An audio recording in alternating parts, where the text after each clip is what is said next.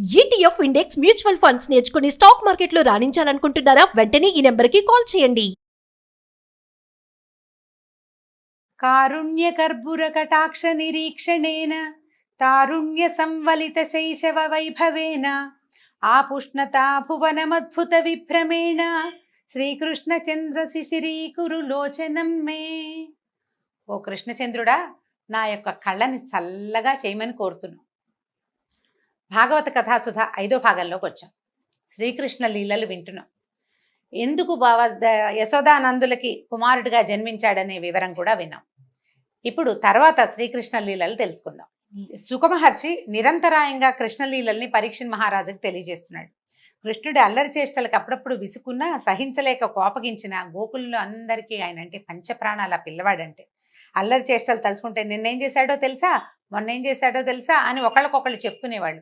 మా ఇంట్లో మజ్జిగకుండ పగలగొట్టాడు మా పిల్లాడు అని ఒక ఆవిడ చెప్తే, మజ్జిగకుండ ఏమిటి, పాలకుండే పగలగొట్టేశాడు మా ఇంట్లో అని పక్కపక్క నవ్వుతూ చెప్పుకునేవాళ్ళట. అప్పటికప్పుడు కోపం వచ్చినా తలుచుకుంటే సంతోషం వచ్చేది. అతన్ని అల్లరి చేష్టల్ని పాటలుగా పాడుకునేవాళ్ళు, ఎంతో సంతోషంగా ఉండేవాళ్ళు. ఒకరోజు యశోదాదేవి పరిచారకులందరికీ తలా ఒక పని అప్పగించింది. అయితే అందరూ తలా ఒక పని మీద వెళ్ళిపోయారు. పెరుగు చిలికే మజ్జిగ చిలుక్కోవాలి, ఆ పనికి ఎవరు లేరు. సరే ఆవిడే తనే కట్టుకుందాము, మజ్జిగ చేసుకుందాంలే అని ఏం చేసింది, కవ్వం తాడు బిగించింది. అక్కడి నుంచి తెల్లటి పట్టుచీర కట్టుకుందట. నడుముకి రత్నాలు పొదిగిన వడ్డాణం పెట్టుకుంది, బంగారు కంకణాలు ధరించింది. కొడుకు అల్లరి చేష్టల్ని నవ్వుకుంటూ తలుచుకుంటూ ఏం చేస్తోంది, మజ్జిగ చిలుకుతోంది. చిలుకుతుంటే ఈ గాజుల సవ్వడి, ఆవిడ వడ్డాణానికి ఉన్న మువ్వల మోత, ఈ కంకణాలు ఇక చల్ల చిలుకుతుంటే చేయి ముందుకి వెనక్కి వెళ్తుంటుంది. మంచి ఎక్సర్సైజ్ కూడా. ఈ కదులుతుంటే ఆ శబ్దము ఆవిడ పాడుతున్న పాటకి, ఆ పిల్లవాడి మీదకి తలుచుకున్న ప్రేమతో ఆవిడ నవ్వులకి అన్నిటికీ ఒక చక్కటి మ్యూజిక్ సెషన్ లాగా నడుస్తుంది అనమాట. ఆవిడ ఆనందంగా మజ్జిగ చిలుకుంటుంది. ఈ పిల్లవాడికి ఆకలేసింది. వచ్చి అమ్మ పాలిస్తావా అని అడిగాడు. ఆవిడేంది, వెన్న పడుతోందిరా, పాలు తాగుతుగాని ఉండమని. అయినా సరే ఓ పదే పదే పాలు కావాలి కావాలి నా చెయ్యి అని ఈ కవ్వని చేత్తో పుచ్చుకుంటున్నాడు. ఈ పుచ్చుకునే సరికల్లా ఏం చేశాడు, కవ్వాన్ని ఆపేస్తే తల్లి పాలిస్తుందని పిల్లాడి ఆలోచన అనమాట. ఆవిడ ఏం చేసింది, ఆ పెరుగు కుండ పక్కనే కవ్వాన్ని కొంచెం గోడ కానించి పెట్టి పిల్లాడిని ఒళ్ళో వేసుకుంది. ఇంతలో ఏమైంది, ఈవిడ దాలి మీద పాలకుండ పెట్టింది. ఇంట్లో పరిచారకులు ఎవరు లేరు. పాలు పొంగుతున్న శబ్దం వచ్చింది, కాగిన వాసన వస్తోంది. దాంతో ఈవిడ ఏం చేసింది, ఒళ్ళో ఉన్న పిల్లాడిని దించుకు పక్కన కూర్చోబెట్టింది. ముందు వస్తానని అనేసరికల్లా ఆవిడకి ఒళ్ళు మండిపోయింది. పిల్లవాడికి కోపం వచ్చేసింది. ఏం చేసిందట, పక్కనే పొత్రం కనబడుతుంది, సన్నికల్లు మీద నూరే ఉంటాయి కదా, ఆ రాయి ఎత్తి పెరుక్కుండ పగలగొట్టేసేట. కొంచెం 4 ఏళ్ళు వచ్చినాయి, ఊహ బాగా వచ్చింది. దేంతో కొడితే ఏది పగులుతుందో తెలుసు అనమాట. కొట్టేసరికల్లా ఏం చేశాడు, పేరుకుండ కొట్టాడు. వెన్న పూర్తిగా అంతా కింద పడిపోయింది. అక్కడి నుంచి లోపల గదిలో చూస్తే ముందు రోజు తీసిన వెన్న పిడతల నిండా కనపడుతోంది. బోల్డ్ గుప్పెడు తిన్నాడు, నోట్లో వేసేసుకున్నాడు వెన్నంతా ఎత్తి. అక్కడి నుంచి 2 చేతులతోటి 2 గుప్పెళ్ళ వెన్న తీసుకున్నాడు. ఈవిడ పాలకుండ దింపి కింద పెట్టి చేతులు కడుక్కుని వచ్చేసరికల్లా ఏముంది, బాగా కనపడింది. మొత్తం పెరుకుండంతా పగిలిపోయింది, కనపడలేదు. ఆవిడకి ఒళ్ళు మండింది ఒక క్షణం. కానీ నవ్వొచ్చింది అనమాట. పిల్లాడికి మితిమీరిపోయింది అల్లరి. చుట్టుపక్కల ఇళ్ళ వాళ్ళంతా చెప్తుంటే నేను వినలేదు. సరే ఇవాళ ఒక దెబ్బ కొట్టైనా వీడిని లైన్లో పెట్టాలి, పిల్లాడిని ఎలాగా దారిలో పెట్టాలని ఒక చిన్న కర్రపొల పుచ్చుకుంది. ఇవి వెళ్ళి అటు ఇటు చూస్తే ఈ పిల్లాడు ఎక్కడున్నాడు, పెరట్లో ఒక రోలు ఉందట. ఆ రోలు తిరగేసింది. ఆ రోలు మీద కూర్చుని ఆ పక్కనే ఉన్న ఒక కోతి పిల్లకి తన చేతిలో ఉన్న వెన్న పెడుతున్నాడు. ఆవిడికి ఇది మరీ దుడుకు పని. తనకు తెలుసు కృష్ణుడికి కూడా, ఎందుకంటే కుండ పగలగొట్టాము, అది ఊరుకోకుండా మళ్ళీ లోపల నుంచి 2 గుప్పెళ్లతోటి వెన్న తీశాను. ఆ వెన్న పెట్టదంతా కింద పడిపోయింది, ఇల్లు వాకిలి ఏకమైంది. మజ్జిగ కుండ కింద పడితే ఎంత జిడ్డు, అదంతా తుడుచుకుని కడుక్కోవద్దు. తెలుసు వాళ్ళ అమ్మ కోపం వచ్చిందని తెలుసు. సరే ఏం చేస్తున్నాడు, ఆ కూర్చుని ఉన్నాడు కదా, ఈవిడ వెనకాల వెళ్ళింది నిదానంగా. తల్లి దగ్గరకు వస్తుందని ఆవిడ నడువుకి వడ్డాండానికి మువ్వలున్నాయి, చేతుల గాజులు, కాళ్ళకి పాంజేబులు, చీరల రెపరెపలు. ఈ శబ్దాలకి తల్లి వస్తుందని తెలుసుకుని పరిగెత్తేసరికల్లా ఇక ఆవిడ వెనకాల పరిగెత్తింది. గట్టిగా అరిచి ఏడవటం మొదలుపెట్టాడు. అమ్మ అమ్మ వద్దే వద్దే అని అరుస్తున్నాడు. ఏడుపు, దొంగేడుపే అది.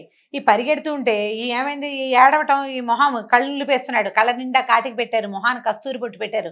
అదంతా చెరిగిపోయి బీభత్సంగా కళ్ళు మొహం ఏకంగా ఉన్నాయి. అసలే నల్ల పిల్లవాడు, ముఖం నిండా కాటుక. అక్కడి నుంచి ఈవిడ ఏం చేసింది, వెళ్ళి వెనకాల పడింది. అంతకండా పరిగెడుతున్నాడు. ఈవిడ ఏం పరిగెడుతుంది, చిన్నపిల్లలతో తల్లులు పరిగెత్తాలంటే ఆయాసం ఆవిడికి. అక్కడి నుంచి మొత్తానికి దొరికేసరికల్లా ఏమనుకుంది, కొట్టబోయింది. బేర్మని ఇంకా పెద్ద శబ్దం పెంచేశాడు పిల్లాడు. సరే ఏమనుకుంది, కొట్టడం ఎందుకులే, కొట్టద్దు, పోనీ ఓ పని చేద్దాము, వీడికి బుద్ధి చెప్పాలనుకుంది ఆవిడ. కనుక్కుని ఏమనుకుంది, ఆ పక్కనే ఉంది కదా రోలు, ముందు రోలు మీద కూర్చున్నాడు కదా, ఆ రోల్ దగ్గరికి లాక్కొచ్చింది, చేయి పుచ్చుకుంది. రోలు కట్టేద్దాం అనుకుని ఏం చేసింది, ముందు ఈ కవ్వపు తాళ్ళు ఉంటాయి, కవ్వానికి కట్టేందుకు మజ్జిగ చిలకట అంటాడు, ఆ తాడు తెచ్చి వాడు నుంచోబెట్టింది. కట్టేద్దాం అనుకుంది, నడువుకి కడదాం అనుకుంది. అసలు చూడండి, ప్రపంచంలో లోపల బయట తేడా లేదు. పరబ్రహ్మం చిన్న స్వరూపం కాదు, ప్రపంచమంతా ఆవరించి ఉండేవాడు. ఆద్యంతాలు లేని వాడిని తాడుతో కట్టాలని అనుకుంటుంది. తల్లి అవటం వల్ల ఆవిడికి ఎంత భాగ్యం లభించిందో యశోదాదేవికి. ఈ తాడు పెట్టి కట్టబోయింది. ఎంత పిల్లవాడు, వాడి చిన్న చిరు బొజ్జ. ఈ తాడు దగ్గరికి రాల, ఇదేమిటి తాడు సరిపోలేదు, ఇంకో తాడు పట్టుకొచ్చింది, పాత తాడికి ముడేసింది, మళ్ళీ కట్టబోయింది. ఇప్పుడు తాడు ఇంత జానెడు తగ్గుతోంది, ఇంకో తాడు పట్టుకొచ్చింది, ఎన్ని తాళ్లతోటో కట్టబోయింది.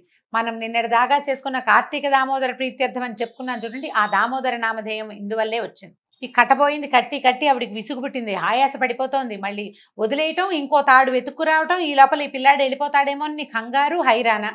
ఈ తల్లి చెమటలు కక్కేస్తుంటే ఈయనకి జాలేసింది. అబ్బో అమ్మ ఆయాస పడుతోంది, సరేలే అని ఏం చేసింది, ఆ చిన్న బొజ్జ ఆవిడకి సరిపడా సైజుకి తగ్గిపోయింది. 10 తాళ్లతోటి కూడా కట్టలేని బొజ్జ ఒక తాడుతోటే కట్టేసేసింది. సరే ఏం చేసింది, తాడుతో కట్టుకొని ఇచ్చాడు. కట్టిన తర్వాత ఏం చేసింది, రెండో కొస రోలుకేసి కట్టేసేసి అందరూ అయ్యో పోన్లేమ్మా పిల్లాడమ్మా అంటే, సరేలే నా పిల్లాడు నా ఇష్టం, అల్లరి చేస్తున్నాడు, ఓ దెబ్బ కొడితే ఏడుస్తాడని తాడేసి కట్టేననుకుని వెళ్ళిపోయింది లోపలికి, ఇంటి పనులు చక్క తెచ్చుకోవడానికి. సరే కృష్ణుడు అటు ఇటు చూశాడు. కొంత దూరంలో 2 పెద్ద పెద్ద మద్ది చెట్లు నిటారుగా కనపడుతున్నాయి. ఇవేమిటట, యక్షులకి రాజైన కుబేరుడి కుమారులు ఇద్దరు, నలకూబరుడు మణిగ్రీవుడు అనేవాళ్ళు నారదుడి శాపానికి గురయ్యి ఇట్లా మద్ది చెట్లుగా మారిపోయేసరికల్లా ఈయన అడిగాడు, ఇదేమిటి ఇలా ఎందుకు జరిగిందని ఈయన అడిగాడు. అడిగితే పూర్వం ఆయన ప్రశ్న కూడా చాలా చక్కగా అడిగాడు. కుబేరుడు శివుడు అనుచరుడు, కుబేరుడు కుమారులు కూడా శివుడు అనుచరులే. ఎందుకంటే కుబేరుడు మనం చూడండి, శివుడు లక్ష్మీకారకుడు, ఐశ్వర్యదాయకుడు అంటాం. ఐశ్వర్యం ఎవరి వల్ల వస్తుంది, ఐశ్వర్యం అంతా ధనం అంతా ధనపతి కుబేరుడు. శివుడాజ్ఞ వల్లే కుబేరుడు మనకు ఐశ్వర్యాన్ని ఇస్తాడు. అంటే కుబేరుడు శివుని యొక్క గణాలలో ఒకడు, అంతే కదా. ఇప్పుడు అతని కుమారులు శివగణంలోనే ఉంటారు వాళ్ళు కూడా. మరి అలా ఉన్నప్పుడు వాళ్ళకి నారదుడు ఎందుకు శాపం ఇచ్చాడు అని పరీక్షిన్ మహారాజు సుఖ మహర్షిని అడిగితే ఆయన ఏం చెప్తున్నాడంటే, వీళ్ళకి ఏంటంటే నిజంగానే వాళ్ళు శివభక్తులు, శివుని సేవకులే, కానీ వాళ్ళకి తండ్రి ఐశ్వర్యం చూసుకుని తమంతటి వాళ్ళు లేరని ఒక గర్వం, ఏ తప్పు చేసినా చెల్లిపోతున్నానే. ఇప్పుడు కూడా మనం అలాంటి వాళ్ళని చూస్తుంటాం. తండ్రుల ఐశ్వర్యం పిల్లలకి గర్వకారణంగా ఉంటుంది. అందులో తమ ప్రతిభా పాఠవాలు ఏమీ లేకపోయినప్పటికీ నేనెవరో తెలుసా అని ప్రశ్నించే వాళ్ళు బోల్డ్ మంది కనపడతారు, కోకొల్లలు. ఇప్పుడు ఉన్నదంతా అదే మనకి ప్రజ. అయితే వీళ్ళు ఏం చేశారు, బాగా మద్యం సేవించి కొందరు అప్సర స్త్రీలను వెంట పెట్టుకుని కైలాస పర్వతం మీద ఉన్న ఉద్యానవనాల్లో స్వేచ్ఛగా విహరిస్తూ ఉండేవాళ్ళట. అయితే వాళ్ళని అనుసరించి వచ్చిన ఆడపిల్లలు ఇద్దరు బాగా, ఇంకా ఇద్దరే కాదు ఇంకా చాలా మందే ఉండుంటారు, బాగా ఉత్సాహపరిచిన కొద్దీ విపరీతంగా మద్యం సేవించి ఒళ్ళు తెలియని స్థితిలో ఈ జలక్రీడలు ఆడడానికి ఈ మందాకిని నదిలోకి వెళ్ళారు. గంగానది అనమాట, స్వర్గంలో ఉన్న గంగానదికి వెళ్ళి ఏం చేస్తారంటే నగ్నంగా దిగారట గంగానదిలో. దిగేసరికల్ స్త్రీలు కూడా, వాళ్ళతో ఉన్న అప్సరసలు కూడా ఈ యక్షకుమారులను అనుసరించి వాళ్ళు కూడా వస్త్రాలు వదిలేసి వివస్త్రాలుగానే నదిలోకి దిగారు. అందరూ స్వేచ్ఛగా జలకాలాడుతున్నారు, ఒళ్ళుపై తెలియని స్థితిలో ఉన్నారనమాట. దేవర్షి నారదుడు ఆ వైపుగా వస్తూ కనపడేసరికల్లా ఈ చాలా దూరంలో ఉండగానే స్త్రీలు గమనించారు నారద మహర్షిని. కంగారు పడుతూ గట్టు కొద్దిగా వచ్చేసి వస్త్రాలు ధరించి నారదుడికి నమస్కరించారట. మద్యం మత్తులో ఉన్న నలకూబరుడు మణిగ్రీవులు మాత్రం అసలు నారదుడు సమీపిస్తున్న నగ్నంగానే ఉండిపోయారు. అత్యంత హేయమైన స్థితిలో ఈ యక్షకుమారులను చూసి ఈయన జాలిపడ్డాడు, వాళ్ళ మీద కోపము వచ్చింది, జాలిపడ్డాడు, వాళ్ళని అనుగ్రహించాలనుకున్నాడు. ధనమదం ఎంత బలమైంది. ధనగర్వంతో ఉన్నవాళ్ళు తాము తుచ్చమైన విషయాలను కూడా నిస్సంకోచంగా నిత్యము అనుభవించడానికే ఈ లోకంలో పుట్టామని అని అనుకుంటారు. వీళ్ళకి మద్యము, స్త్రీలు, జూదం తప్పితే జీవితానికి ఇంకో ప్రయోజనం ఉన్నట్టు తోచదు. మన డబ్బుతో ఎంత గొప్ప పని చేయొచ్చో తెలియదు, అనుభవించడం ఒకటే తెలుస్తుంది. పాపం పాత కథల్లో కూడా ఇలాంటిదే ఉందండి, ఇవాళదేం కొత్త కాదనమాట. కొందరికి గొప్ప వంశంలో పుట్టామనే గర్వం ఉంటుంది, మరి కొందరికి సౌందర్యం గొప్ప, ఇంకొందరికి బలం ఉందని గర్వం. అయితే మానవుడిని ధనగర్వం పాడు చేసినట్టుగా ఇతర గర్వాలు పాడు చేయవు. డబ్బు ఒకటి ఉంటే చాలు, వాడికి ఎంత ఒళ్ళు తెలీదో. ధనగర్వంతో మిడిసిపడేవాడికి ఇంద్రియాలు వాడి వశంలో ఉండవు.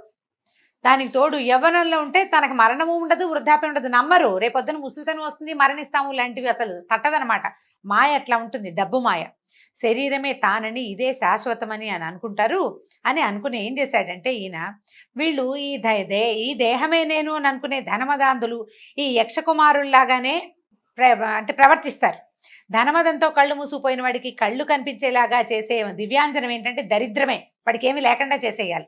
అందుకని ఏం చేశాడు ఈయన, ఈ వస్త్రాలు ఉన్నాయో లేవో కూడా తెలీదు వీళ్ళ డబ్బు కొవ్వుతోటి అని చెప్పి ఏం చేశాడంటే వీళ్ళని వస్త్రాలు అవసరం లేని వృక్షాలుగా మారిపోండ్రా మీరు అని శపించాడట.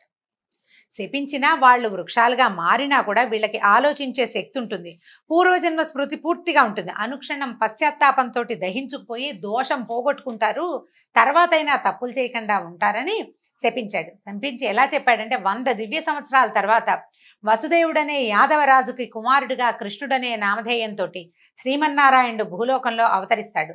అతను సమీపించగానే వీరు శాప విముక్తులవుతారని మనస్సుతోటే శపించాడట. వెంటనే ఈ నలకూబరుడు మణిగ్రీవుడు ఇద్దరు నందవ్రజంలో ఉండే ఎక్కడైతే వీళ్ళు రాబోతారో తర్వాత 100 దివ్య సంవత్సరాల తర్వాత అనమాట, అప్పటిదాకా ఈ మద్ది చెట్లుగా మారిపోయి అక్కడ ఉండిపోయారు. అంటే ముసలి చెట్లు, 100 దివ్య సంవత్సరాల వయసు ఉంది ఆ చెట్లకి. అక్కడ ఈ నారదుడు శ్రీహరి భక్తుల్లో ప్రముఖుడు కదా, ఆ భక్తుడి మాట నిజం చేయాలని పూనుకుంటాడు భగవంతుడు. భక్తుడు ఏదంటే అది నిజం చేయటమే ఆయన పని. ఏం చేశాడు, ఈ పొట్ట కట్టిన రోల్ని కష్టపడి ఈడ్చుకొచ్చాడు. 4 ఏళ్ల పిల్లాడు రోలు లాగొద్దు, లాగాడు. ఏం చేశాడు, మెల్లిగా జంట మద్ది చెట్ల దగ్గరికి వెళ్ళాడు. ముందు ఏం చేశాడు, తను దూరాడు ఆ 2 చెట్ల మధ్యలోకి. దూరిన తర్వాత ఈ రోలు ఇట్లా నిలువుగా ఉంది కదా, దాన్ని అడ్డంగా లాగాడు.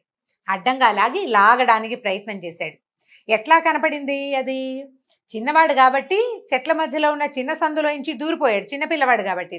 ఈ అడ్డంగా పడి ఉన్న రోలు దూరడానికి సందు సరిపోలా, లేత బొజ్జ మీద ఉన్న తాడు బిగుసుకుపోయింది. గట్టిగా లాగాడట. లాగేసరికల్లా కృష్ణుడికి ఏం కాలేదు, కానీ ఆ రోలు కలిగించినటువంటి ఒత్తిడికి 2 మహావృక్షాలు ఫెళమని పెద్ద శబ్దం చేస్తూ కూలిపోయినాయి. కూకటి వేళ్లతో సహా కూలిపోయినాయట. ఈ చెట్లలోంచి నలకుబరుడు మణిగ్రీవుడు ఇద్దరు తమ దోషాలు తొలగి గొప్ప కాంతితో వెలిగిపోతూ పైకొచ్చారు. వాళ్ళిద్దరూ కృష్ణుడిని స్తుతించి, మహానుభావ నీ వల్ల మాకు ఇక్కడి నుంచి ఈ మానవలోకం నుంచి విముక్తి లభించింది, ఇక ముందు ఇలా గర్వంతో మదించిపోయి ఉండము, మా బుద్ధి తెలుసుకున్నామని ఆయనకి అపరాధాలు చెప్పుకుని వెళ్ళిపోయారు. అయితే ఈ చెట్లు పడిన శబ్దం గోకులం అంతా వినపడింది. ఎక్కడో ఏదో పడిందన్నారు, పెద్దవాళ్ళంతా పరిగెత్తుకొచ్చారు. 2 మహావృక్షాలు పక్కపక్కనే పడిపోయినాయి. వాటి మధ్యలో ఉన్న కృష్ణుడు పొట్ట కట్టిన రోలుని లాగడానికి ప్రయత్నిస్తున్నాడు. రోలు ఇంకా చెట్లకు అవతలే ఉంది, పిల్లాడి ఇవతలున్నాడు, లాగుతున్నాడు. చెట్లు ఎందుకు పడిపోయాయి, వాటి మధ్యలో నుంచి ఈ పిల్లాడు ఎట్లా వచ్చాడు, ఇంత చెట్లు పడిపోతే ఈ పిల్లాడు ఇంకా నవ్వు మొహం పెట్టుకుని రోల్ లాక్కుంటున్నాడు. భయపట్టల్లా, భయం లేదని అందరూ ఆశ్చర్యపోయారు. అక్కడ దూరంగా ఆడుకుంటున్న పిల్లలు ఏం చెప్పారంటే, కృష్ణుడు రోల్ ఈడ్చుకుంటూ వెళ్ళాడు, ఆ సందులో రోల్ పట్టలేదు, వాడేమో బయటకు వచ్చేసాడు, ఆ రోల్ లాగాడు, అంతే చెట్లు పడిపోయినాయి. తర్వాత 2 మనుషులు వచ్చారు అక్కడికి అని చెప్పారు. చెప్పేసరికల్లా చిన్నపిల్లాడు అంతంత చెట్లను ఎట్లా లాగుతాడు, అసలు ఆ రోల్ ఎట్లా ఈడ్చుకొచ్చాడు, వీడి శక్తి అని ఆశ్చర్యపోయారు వాళ్ళు. అక్కడి నుంచి ఏం చేశాడు నందుడు, గబగబా అన్నాడు, కట్టును తాడు ఓడదీసి భార్యని ఏం కేకలేసాడో, పిల్లాడికి రోల్ కడతావా అనో ఏదో అనే ఉంటాడు, అనకుండా ఎందుకుంటాడు, నాన్నలు కేకలేరు అమ్మల్ని, అట్లా కట్టేవో చూడు పిల్లాడు అక్కడ పడ్డాడు, కాస్తుంటే ఆ చెట్టు పిల్లవాడి నెత్తిని పడిపోను అని ఏదో కేకలేసుకున్నారు. తర్వాత ఈ పిల్లాడిని ఎత్తుకుని తీసుకుపోయారు. అక్కడి నుంచి కొంచెం అల్లరి తగ్గించాడట. గోపికలు ఆడిచ్చినట్టు ఆడిచ్చేవాళ్ళు అందరూ, అది ఎగురు దూకు డ్యాన్స్ చెయ్యి అనేవాళ్ళు, చేస్తూ ఉండేవాడు. చూడండి, ప్రపంచంలోని సృష్టి స్థితి లయాల్ని తనకే క్రీడ భగవంతుడికి. ఆయన ఈ గోపికలు ఎట్లా ఆడిస్తే అలా ఆడుతుండేవాడు. నాట్యం చేయమంటే చేసేవాడు. అక్కడి నుంచి ఏం చేసేవాళ్ళు, చిన్న పనులు చేయించేవాళ్ళు. పిల్లలకి అల్లరి తగ్గించాలంటే ఏం చేయాలి, ఇప్పుడు మనం కూడా చేస్తున్నాం, ఆ పీట పట్రా, ఈ గ్లాస్ తీసుకెళ్ళి పెట్టు, ఆ కుండ ఎత్తుకురామ్మా, ఆ దోణ్ణి విప్పమ్మా అని ఇలాగ ముద్దుగా చిన్న పనులు చేయిస్తే వాళ్ళ వెనకాల పడి పనులు చేస్తుండేవాడు. ఎట్లా కనపడేదంటే దేవతలందరూ అనుకునేవాళ్ళు, తనని ప్రేమించే వారికి భగవంతుడు ఎంత వశంవదుడుగా ఉంటాడో, ఎంత ప్రీతిగా వాళ్ళు చెప్పినవి వాళ్ళు అడిగినవి చేసి ఇచ్చేస్తాడో కనపడేటట్టుగా, ఎవరు ఎట్లా ఆడిస్తే అట్లా, ఎవరు ఏ పని చెప్తే ఆ పని చెప్తూ గోపికల వెనకాల పడి తిరుగుతూ ఉండేవాడట. తర్వాత కృష్ణలీలల్ని మళ్ళీ వచ్చే భాగంలో తెలుసుకుందాం. నమస్కారం.